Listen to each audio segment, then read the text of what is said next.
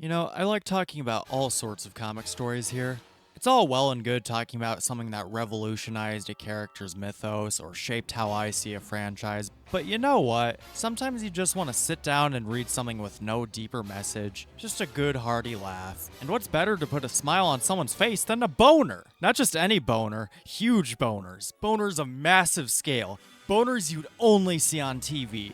The kinds of boners that must be seen to be believed. Like the Joker's boner of the year. Batman number 66, not to be confused with Batman 66 or Batman 66, is an interesting case.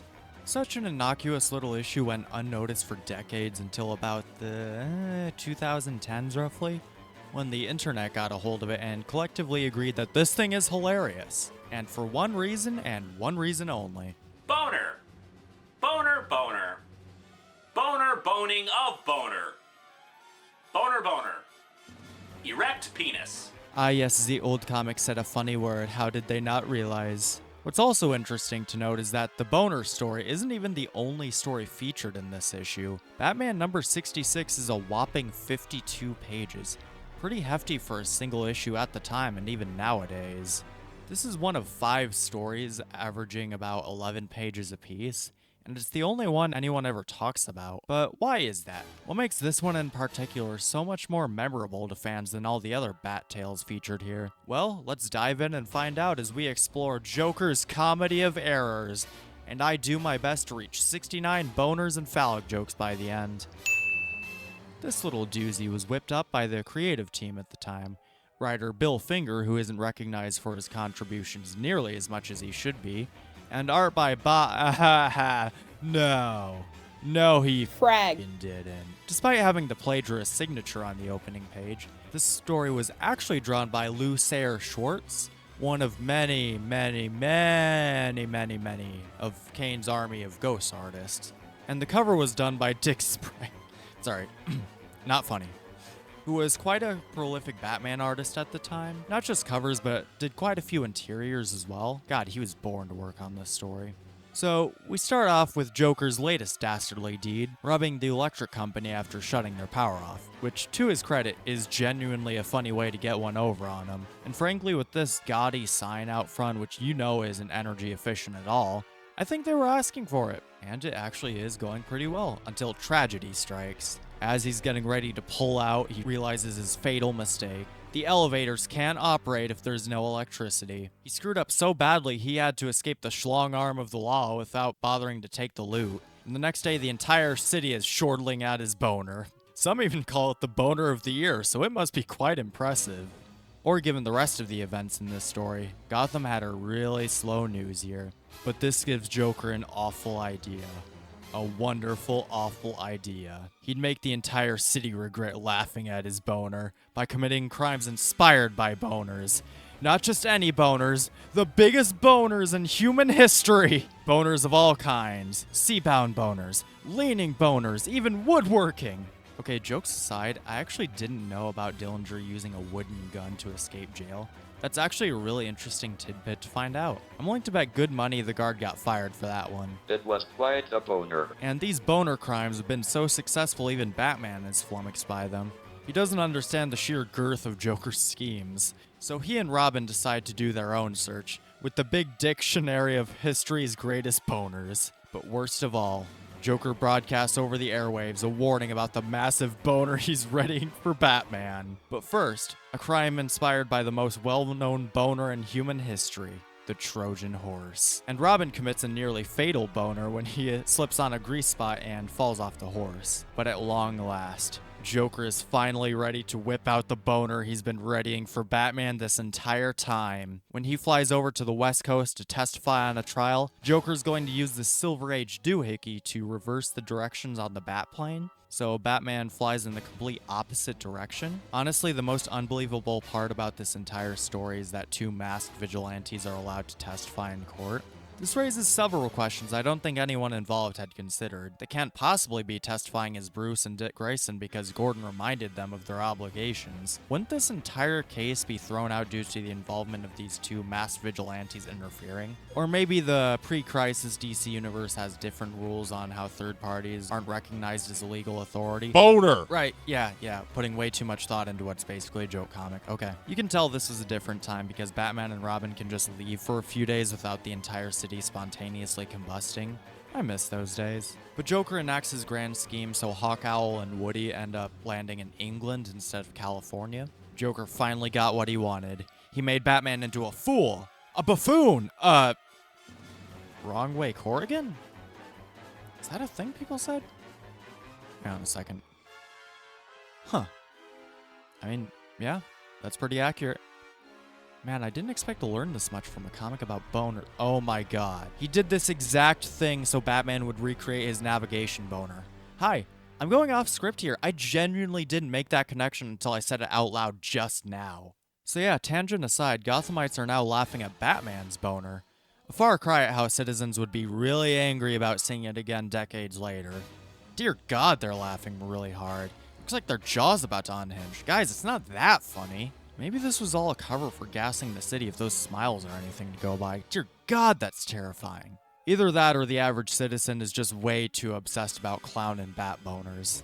By the way, this story is implied to take place over the course of a month, roughly 36 days by my estimate, so this must be the slowest news cycle in Gotham history. Man, Gotham supervillains could have used this as the perfect opportunity to commit their crimes while the public eye was focused on the war of boners and bats. But luckily, Batman knew what was up. Joker was so focused on forcing Batman into a boner, he didn't realize that Batman was getting ready to spring a boner of his own on the Joker. They both knew all along what Joker was doing. They flew all the way to England knowing it was the wrong way, just so the Batplane had time to trace Joker's signal. Man, look at Joker. He was so proud of himself. He was holding a banquet and everything. But at the end of the day, it wasn't Batman or even Joker who had the biggest boner of all, but the citizens of Gotham for not believing in their Dark Knight. Truly, millions of collective boners were all created in a single instant. God, what am I doing with my life? Overall, for what it is, this story is actually surprisingly solid. It's got a rock-hard premise and doesn't take itself too seriously. And for a goofy Silver Age story, it's actually fairly consistent with its internal logic. Nothing really feels out of left field or contrived. So, I think what we're all wondering is, why does this exist? Why did the Bat Crew want to tell a story about the Joker hyper-fixating on boners?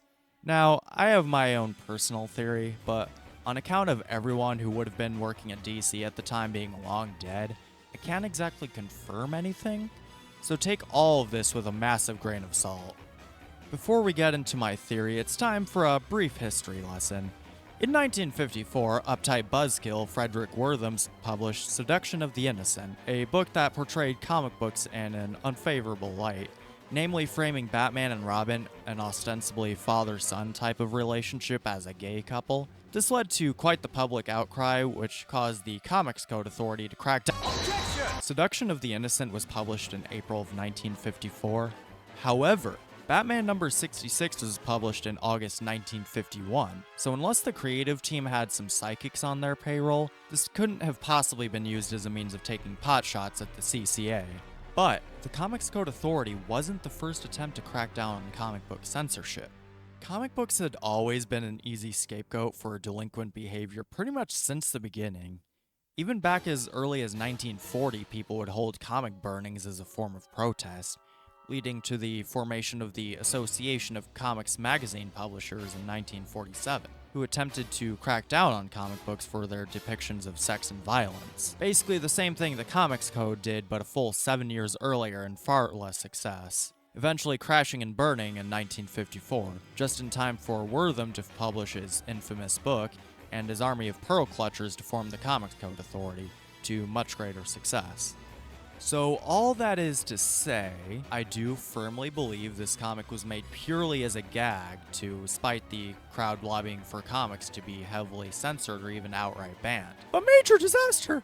Boner was a common slang term for mistake. Let me stop you right there. While yes, it was a common word for mistake dating all the way back to the 1910s, the connotation we associate with it nowadays did originate in the early 50s, being derived from bone on from the 40s, with roots dating back to at least 1896. Now, writer Bill Finger was 37 when this comic was published. Not exactly a hip youth, but I wouldn't rule it out that he wouldn't be aware of the cool new slang kids were using. Furthermore, I find it highly unlikely that nobody involved had no idea what they were doing, given this specific synonym for mistake appears a whopping 39 times. If the joke were simply the mistakes themselves, they could have used far more diverse words such as blunder, mess up, etc. And I think the lack of clarity was by design.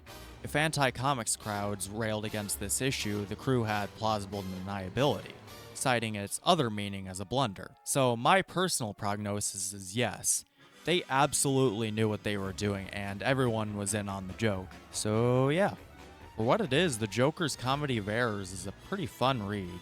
But does it really deserve to overshadow everything else in the issue? Well, I don't mean to sound harsh, but to be perfectly honest, it's really the only particularly memorable story in this issue. The others are fine, don't get me wrong.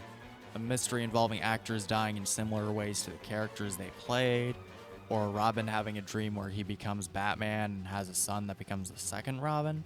These stories are totally fine and all, but not particularly interesting to read or discuss. Meanwhile, you have this. A story that's been internet famous for well over a decade for obvious reasons. So, with that being said, this is Major Disaster signing off. If you've stuck around this long, thank you for watching, and make sure to look away from your screen for at least 20 seconds to reduce eye strain. Ah darn, I committed a boner by not reaching 69 like I planned.